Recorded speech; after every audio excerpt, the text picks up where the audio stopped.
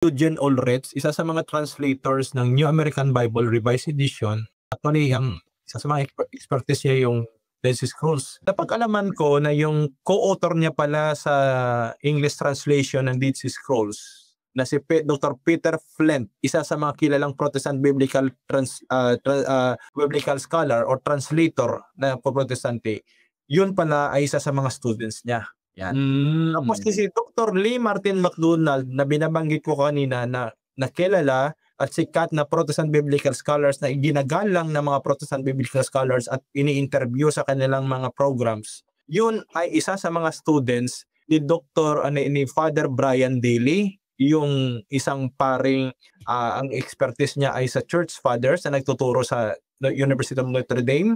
Yan. Kaya minsan nag-usap kami sa email, sabi niya i-regards mo ako kay Father Brian Daly kasi naging professor niya daw ito. Ayan. At napag-alaman ko rin recently kay Dr. Harold Aldridge, isa rin sa mga Catholic biblical scholars natin, na marami pala siyang naging students ng mga Protestante na ngayon mga scholars na kumbaga naging advisor pala siya sa thesis ng mga scholars na yun. Kaya ito, saganda nito para sabihin ng iba na mga tanga or mga masakit ha, pero kailangan ko lang sabihin, sinasabihan tayo ng mga Katoliko na mga tanga tayo, bubo sa Biblia. Pero titingnan mo naman yung mga scholars na mga Protestante, nagpaturo pa, naging professors nila yung mga scholars natin. Correct.